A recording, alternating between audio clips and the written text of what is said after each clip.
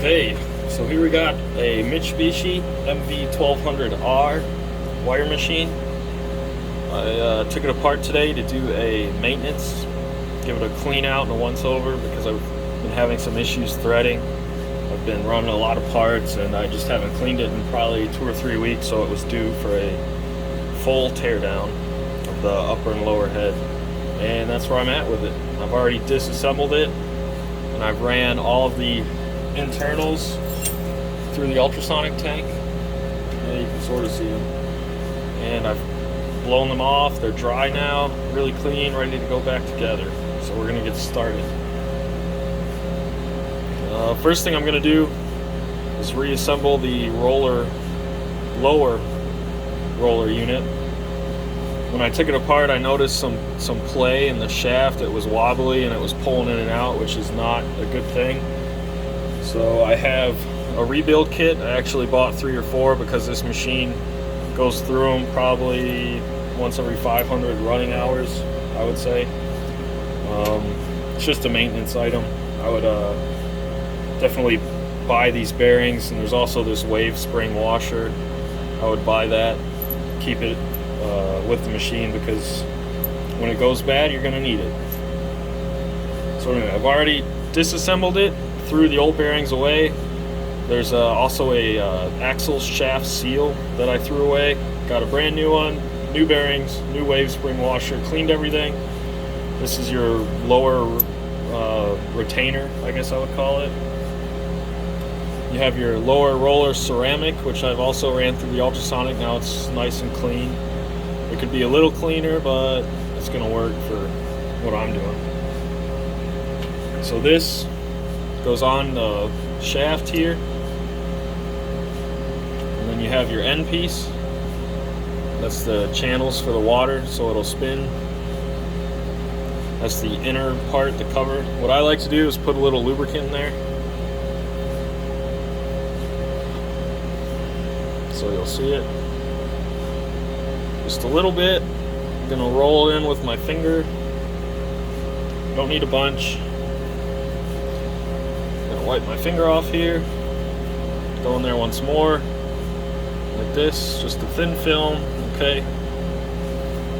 Clean it off once more. And all that's for is there's that actual shaft seal down in there. I like it to slide over it real nice without tearing that seal up, because I've done that before. So put it on there.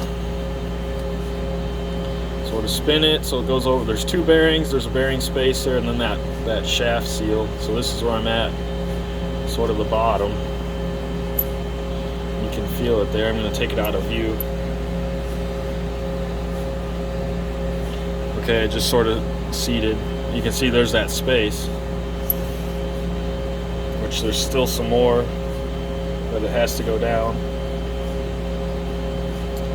But there we go. Pressed it that last little bit, so that will get sucked up. There's 2 bolts that go in right here. I'm going to start putting those in. So 1 bolt, feed it through.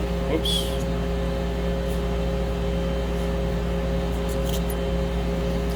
Second bolt. I'm going to have to rotate it until you find the holes on that lower retainer. Found them, and I want to say it's this size. Yep. So I'm going to screw them together, and you don't have to torque it like, you know, till it's dead. Just lightly with your fingers. That's why I'm using this little wrench, so I can't overdo it. And these wrenches actually came with the machine, so it's sort of like, you know, they want you to use them. So I put it together, feel a little tension. I jump to the other screw till it's tight, jump back, draw it in with the tip. Okay, there we go, bottom's out. Go back to this one. Okay, that one's tight. So that's about the gap you'll see, a little over 1 millimeter. Now I'll put some torque on it, like this, just a little bit. You don't want to torque it to death. Jump to the other one, torque it, jump back and forth. Sort of have to like teeter-totter to walk that shaft in. Okay, it's good. It's good. Well, here we go. Here's my shaft. I'm gonna test it. Spins real nice and free. Let's give it a spin test. Oh yeah, it maintains a nice spin there. Now we check the play. There's no back and forth play. Check it for wobbling. There's no wobbling, it's nice and tight. Before I took this machine down earlier today, this shaft actually was pulling in and out, and it really didn't wobble a lot, but it just had that like thrust in and out, which is not good. You'll notice it in your threading, like with the wire jumps when it gets through the upper head, through the lower head, and once it hits that roller, you're gonna notice your wire jump a little, and the machine may stop and hiccup, and that's not good. So I figured there was something going on in the lower head, and that's one of the reasons. So now we'll install it into the lower unit here. It goes in the side. And these are left-hand threads. To counteract the way the wire gets sucked through, you want left-hand threads, that way it won't unscrew itself. You don't need to torque it to death, just nice and finger tight so you can take it out with your fingers later. Okay, so that part's done. Next part, this is I would call this the lower head itself. Your diamond guides, you have a lower diamond guide that goes here. Upper diamond guide, there's a little puck that gets bolted in, and then the upper diamond guide gets screwed into that. Your power feeder feeds in through this hole. Grounding straps, I guess, get bolted here. So there's actually a ceramic isolator plate that gets bolted here that I took off to run it through the ultrasonic just to clean it up. You can see it's white. You have to be careful with this when you're cleaning it. If you drop it, it's probably going to shatter, and you'll have to buy a new one, and your machine will be down while you're waiting, of course. So this is how it mounts.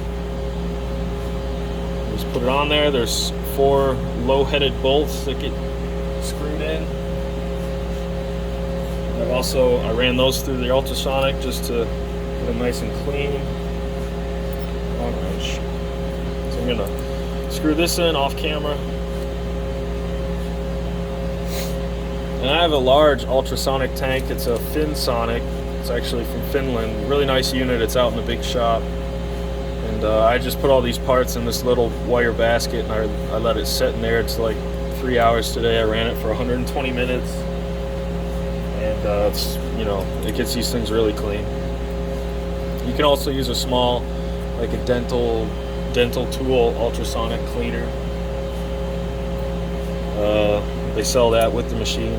It's an option. And you're gonna want to, you know, clean your power feeders, clean your diamond guides, stuff like that, because a clean wire machine, it's going to thread nice, and it's going to, you know, give you good work. So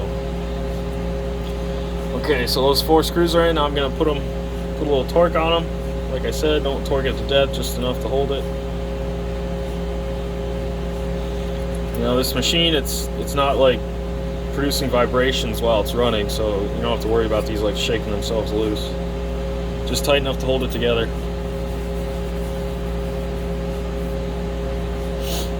Okay, there we go. It's on there. You can see the top. That's rust from machining swarf. Collects in those holes and rusts over time. That's why I like to ultrasonic that plate. This is the lower diamond unit, I guess I would say. You can sort of see it, 10th thou hole. A little wet from the ultrasonic, so I'm gonna rub it on some alcohol there to get that water away.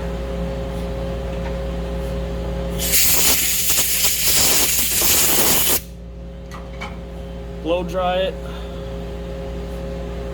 and inspect it. Yep, hole's clear. Looks good. And you can see there's 3 holes, but they're not like equally spaced out 120 degrees. And they do that so this diamond guide will only locate one way. And you can also see there's like 2 leveling screws there. And when I bought this machine, those screws were never adjusted. So I just leave them slightly backed out so they're not influencing the levelness of that diamond guide at all. I don't know why they're there, but I guess they have some purpose. Maybe I just don't need it with the, I'm only running 10 thou diameter wire. Maybe if you go down the smaller wire, there's a smaller diameter diamond guide. Who knows? So now I'm putting those 3 screws in that hold this unit in.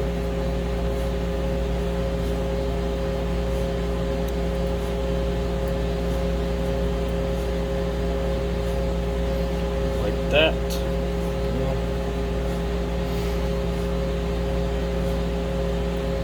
Actually, I grabbed the wrong 3 screws, so let me take them out.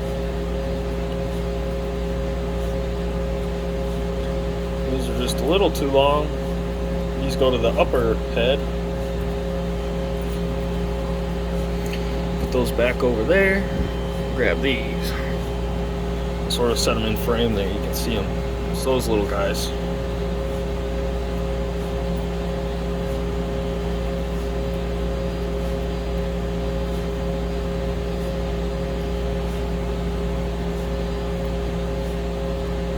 Screw those in. Definitely want to take your time. You should screw in nice and gentle. If they go in hard, you probably cross-threaded it or something, and you want to do that. So it goes in nice and easy. There we go. Screwed them in, torque them up. Put a little bit of gumption on them, not a lot. Don't want to strip the heads out. Okay, so that's done. So we're seated in there. Now, there's little rubber caps that sit in these screw heads. And what that does is it sort of protects it so because you can see this gets grounded out or electrified. I don't know. Yeah, maybe the electricity is coming in through there or ground. Who knows? But this part is energized, and this lower head is isolated from it, so that's why you need this ceramic plate. And then you got these rubber stoppers that you put on there, so you're not getting anything jumping across there from this upper head where your power feeder is to this lower head where your other stuff is. Great, so those are in like that, and this gets mounted onto here. But before I do that, I need to put my rectification plate in there. It's just a little plastic plate. You can see like this little cup, but it has all these little tiny holes here. And I've already blew it out and cleaned it with solvent. I'm just checking once more to make sure all the holes are free and they're not plugged, they're free. I have noticed one time I was having just a heck of a time threading the machine, even with the jet. And I was like, man, so I took it all the way apart, couldn't find anything wrong until I got to the lower head here, and this rectification plate, one of the holes was plugged. So it was like as the wire was getting shot, as it would come through here, it must have been getting pushed the other way, and it was stopping every time it got down there, and it just sucked. So I always make sure to take that out and to keep it clean. Now that I've cleaned it, the O-ring is a little sticky. There we go, popped in there. Line it up. Screwdrivers, those also came with the machine. You got 2 tiny little Phillips head screws that hold this rectification plate in. So right there, like I said, don't torque it a lot, just enough to hold it there. It gets sandwiched in there once this gets put together, so there's no need to, like, you know, strip these out. There we go, that's all I need. Okay. Now I'm ready to put this unit on there. You can see there's also an O-ring here that shuts off on this surface.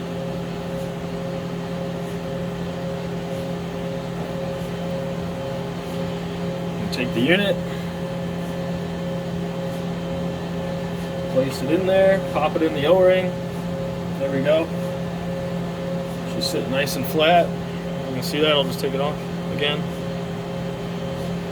That's all there is to it. Pop it in. Okay, now there's 4 screws that bolt this ceramic plate to the lower head. These screws get a little rusty, so I ran them through the ultrasonic today just to clean them up a little bit. Right there.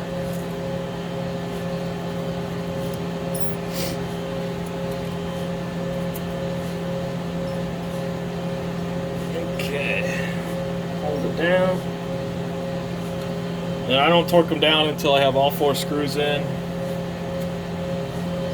That way I can make sure the plate's nice and flat before I put any torque on it, else, you know, because I'm worried about cracking it. So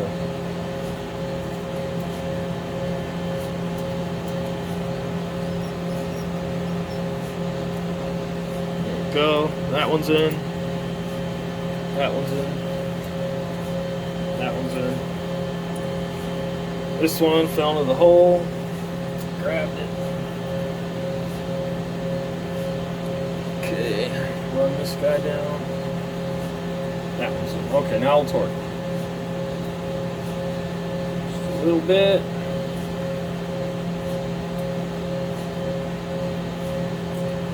Sort of, you know, crossing it like I'm putting a tire on a car. And done. Now, this also has rubber washers because you don't want this screw, which is screwed into the lower head, to be able to arc or jump across to this upper head. So, little plastic cap. I also ran those through the ultrasonic because they were a little rusty and funky. Pop those in the machine. Definitely, if you lose one, they actually ship the machine with like 4 spares just for that reason. Make sure you always run one in there.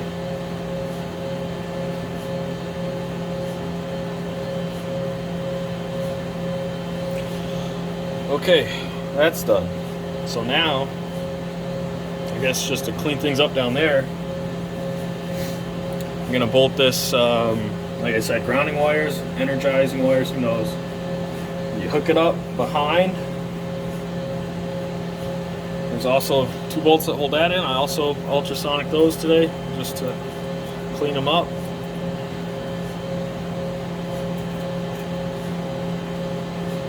Go up. Like I said, get it going. Don't cross thread it.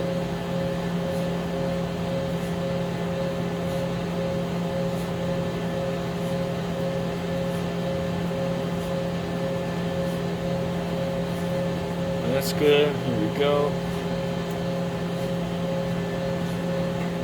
This is going to be a long video. If you're actually watching this, I'm surprised.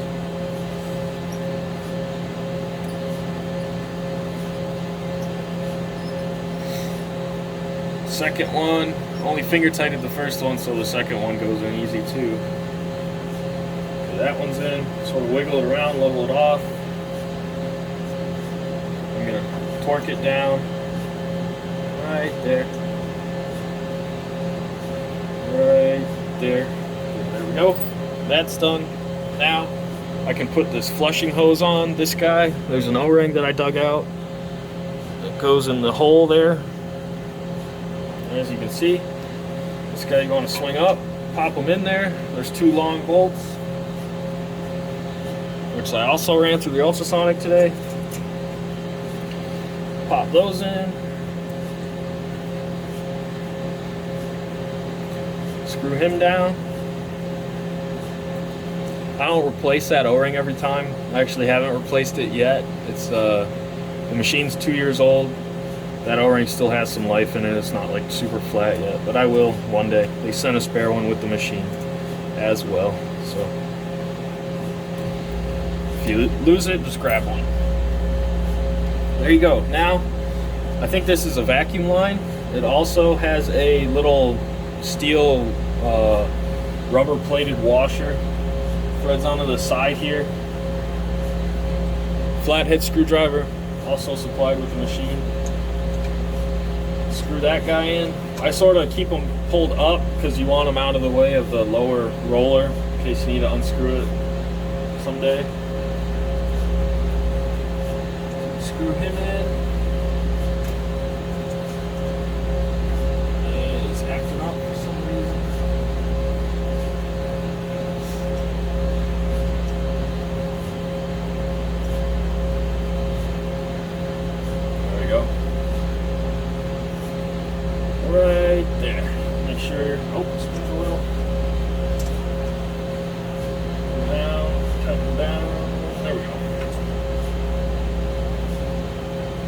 go. That's good.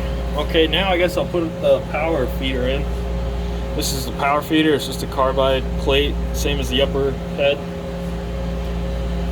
And I didn't separate them before I ultrasonicked them, so I get to play the which one goes where game. Okay, this is the lower head one. I can tell just because the lines are more evenly spaced. For some reason, the upper head, they don't space out as nice. For some reason, I don't know. But anyway, I was on position number 15, or no, 17. So we go in here, put a little torque on it, squish, line it up with 17, clip it in, there you go, set your power feeder. There's this nub here, line it up with the line on the gauge, and they're like, that's a millimeter spacing. So you have, looks like 15, that's right, 15 positions on the lower head. Then you can flip it, you got another 15, but then you got your upper head, so you can swap your power feeders from your upper head to your lower head, and then you got another 30 runs. So you don't really ever have to worry about running out of a clean power feeder. Okay, so now all that's together, we'll put this little biscuit guy in here. So that's the lower diamond guide part, which is this one. It's the same as the upper, the only difference is the lower one's always dirtier. And that's how I know to not get them mixed up. So screw it in there. Like that. I'm out of frame here doing work. I'm gonna wipe it off, I'm gonna blow it off. Okay, a little puck, your biscuit here, there's your diamond guide. And that one's, it's like 60 thou diameter. I don't even know why it's there. It's not really doing much. Maybe it sort of keeps the wire. Here's your diamond guide tool. Comes with a machine. You got 3 different ones, and you got this guy, pushes one out. Put them on there just by hand, give them a little torque. You don't have to torque it to death. So you see there's a little dot here, that's towards the operator. So you're gonna set them in there, line up the dot towards the operator. 3 screws, put them in, 1, 2, 3, and torque them down here. Make sure it's sitting flat, it should. You can stone it if you want. I already did that. It doesn't get beat up that much anyway, so.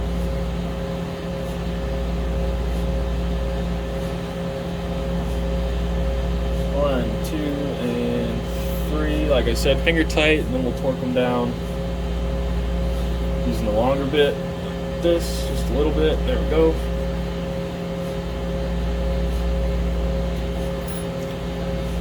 Okay, now, diamond guide.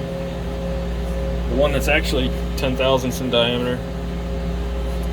And, excuse me, yeah, that's the upper head one. This is the lower head one. You can tell, way bigger in diameter. I'm gonna blow it out real quick.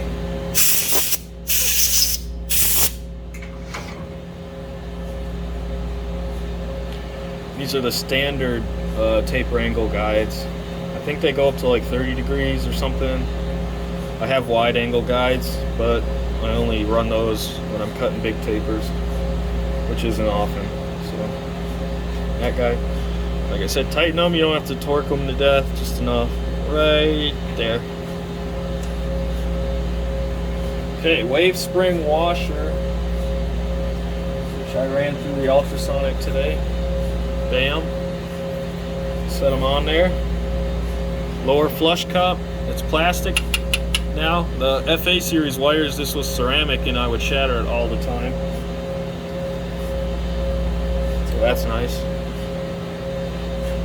Lower retaining ring, also ultrasonicked it today, a little rusty. Not a big deal. And for some reason, getting this on there is always a pain. You can really cross thread it easy. There we go. Torque it down. This should float up and down on that wave spring washer. You can lock it down, but I like to run it just so it'll stick flush under the workpiece. Right there. You can try it though. Like one day I had a lot of trouble feeding through a really small diameter hole, and I think it was because the workpiece was flush with this flush cup, so as it was sucking the water out, I don't know, weird stuff was happening, so I locked this cup down and it was able to suck water from the tank in on thread, and it actually worked a lot easier for me. I don't know if it was because I did that or just because I thought I did that, so I don't know. Anyway, that's the lower head. Now we're going to move on to the upper head. So that's already taken apart. I'm going to wipe it out by hand.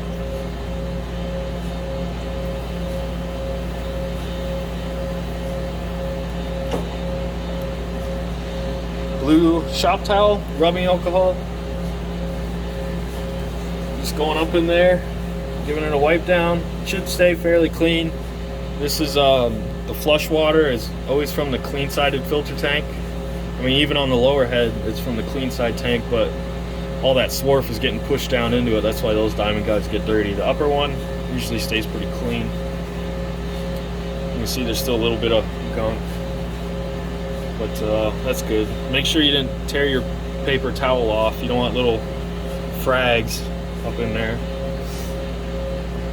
Looks good. So here is the upper diamond guide retaining plate. Let me blow it out.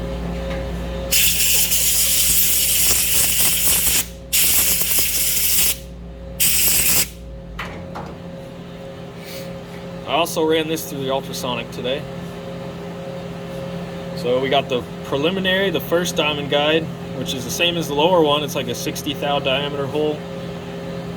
You'll always know it's to the upper one though, because it's always like bone white. It never gets dirty. And that goes in this back hole. And flats face out. Torque it. Just a little. Don't torque it to death. There's an O-ring that rides here. I took it out. It's right there. But first, there's two little dowels. This hole and this hole. I took them out before I ultrasonicked it because I've done it before with them in there and I almost lost them.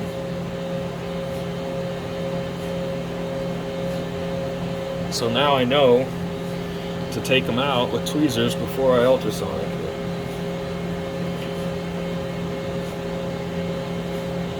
Okay, that one's in.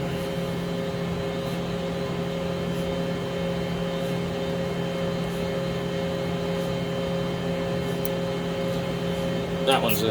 And if you lose them, it's not the end of the world. As far as I know, it just holds. This is your upper flush cup. It's also plastic. Oop, O-ring fell out. This, that just keeps it from twisting. So if you lose one, or both of them, you should be alright until you can buy another one. So anyway, back diamond guide, dowels with the other diamond guide. Let me blow it out real quick.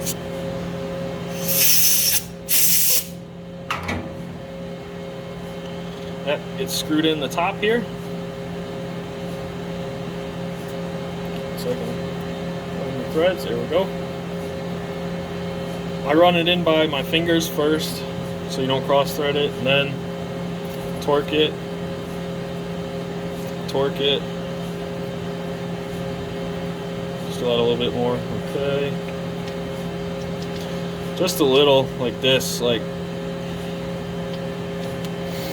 You don't want to torque it to death because it is fragile. So, there we go. Done. O-ring in. So I'll show you now. There's also the jet cup, ceramic O-ring on the inside. This goes over this, but you can't install this until this is bolted up into the head because you'll block the bolt holes. But I also ran this through the ultrasonic just to clean it up, make it more white.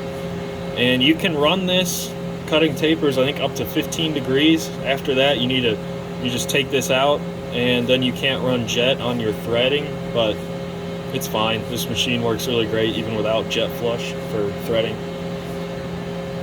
So set that out. So you see the little dot towards the operator. Got my 3 bolts over here. Get the first one started. Put the wrench in there. Make sure your O-ring's up there for your flush. Just put it up in there, line it up, find the bolt hole. There we go. First one. Second one. Third one.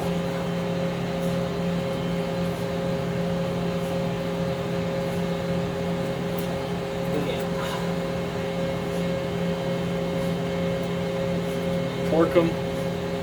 Oh, it may have been blocked. Torque. Torque. And torque. Now I jump around to make sure they're tight still. They are. Okay, that's good, that's good.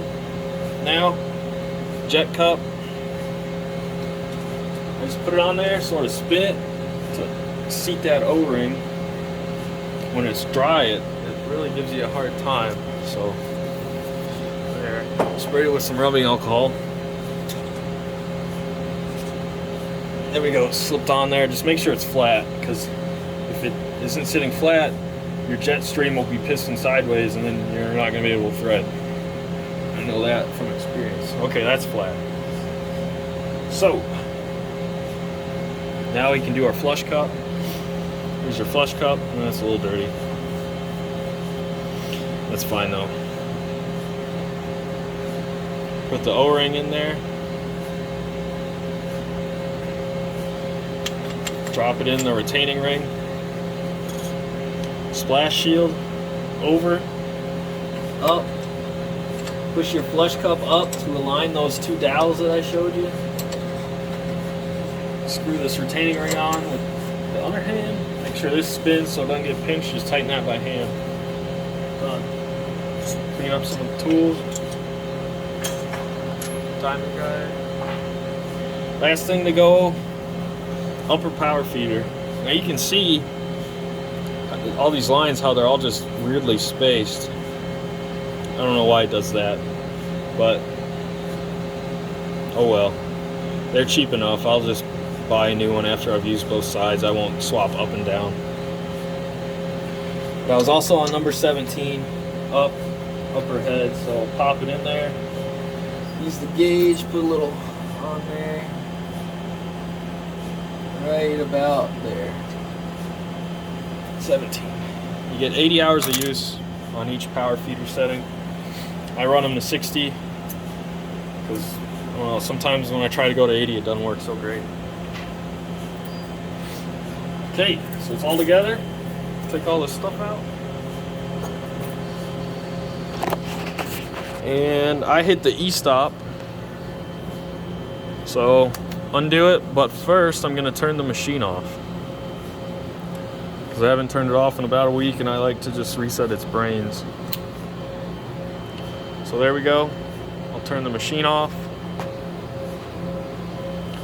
And I'll let it power all the way down. And I'm going to go over here and I'll flip the breaker off for like 10 or 20 seconds just to make sure it's, you know, reset. I like to do that on pretty much any machine.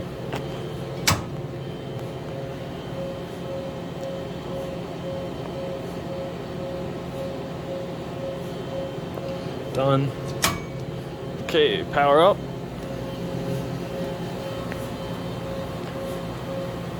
Power up. There we go. And then I'll run through the initial start, zeroing out the machine with you, because that's always a good thing to know. This machine, zero corner is the back left corner, and the upper head goes all the way up to the upper limit, and then it'll bounce it in, zero it out. You're going to want to do that every time you start the machine, as well as every time you hit the E-stop, because it may lose its brains. They're just loses where it is in the world, forgets itself. So, okay, that's coming up. Takes a while. Let me empty the chip bucket. Gotta take the trash out too. Upper head. I also like to clean off these little, this is your wire cutter. Rub that with alcohol, both of the electrodes, as well as the pads to clean them. I don't know, I feel like sometimes if they get dirty, it doesn't cut the wires good. You'll see it go back and forth a couple times, trying to pinch it and cut it.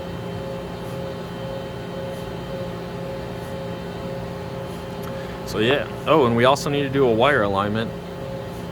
You want to do a wire alignment at least once every week, especially after cleaning, because there's no guidance.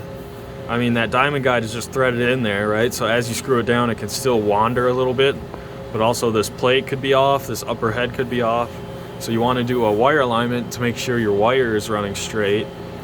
But you would also want to, like, say you took the machine down and you were halfway through your workpiece and you just said, screw it, I have to clean it, it's not working right. You're going to want to pick up on your workpiece again, because even though you did a wire alignment, where this, you know, the cups are could be a little different from your pickup before.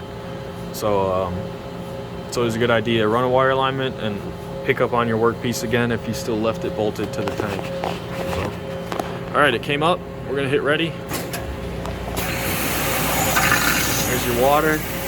Gonna hit the fill button. I always keep my machine running, even when I'm like not cutting anything. I let it idle just so the water flows. Keeps the water clean and just running. So I'm manually moving it back to this back corner. Right about there. I just do that to save time because it'll take forever to do it on its own. You want to come off the upper limit a little. Okay, go to your screen. It's going to be initial setting, machine base set, 0-point return. Check all the boxes. Let's start. There you'll go. You'll see it run through. It does Z first, then it does X, Y, and then UV, I think. Something I've learned though is you always want to make sure your Z limit is turned off when you're doing this, your machine 0-point return, or else it won't work. And that's something the setup guy told me and I forgot it, but then I had to figure it out on my own. So Z limit just sets your upper head, like if your workpiece is at 2.5 inches above work surface table. If you set it Z limit 2.5, it won't let you go farther on the head, and you know, it'll keep you from crashing, which is always a good thing. So there we go, we're zeroed out. I'm gonna bring the head down.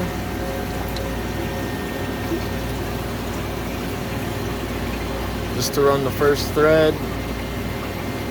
Probably around 2.5 inches, 3 inches, there's 2.75.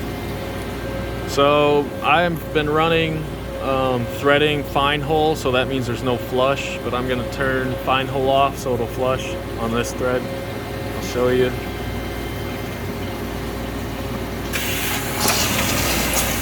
There's the jet, nice in the center in the hole. The wire's going through. Look at that, it's not jumping at all. That's what you want. Okay, threaded. Now I'm gonna do a cut just to show you. AT cut. You see those guys come in? I'm just gonna sort of tension the wire and pull the tip apart. I don't know if you can see that, but it puts a nice little torpedo on the end of that wire, so it's like a needle going through.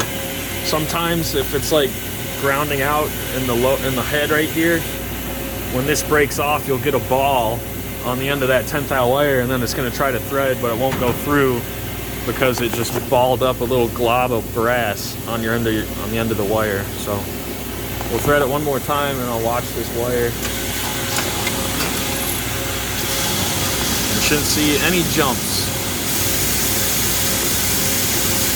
Look at that, just a little bit of width, that's fine. Awesome, so I'm gonna leave it threaded.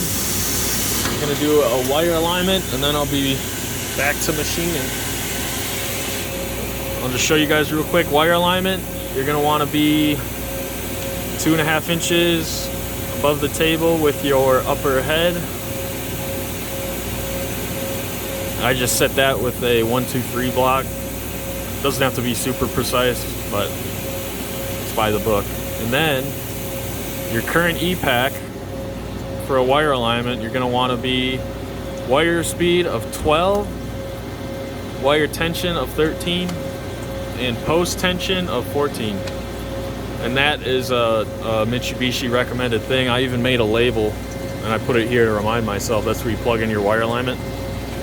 Maybe I'll add that to this video so you'll see. Okay, let me set the wire alignment thing up.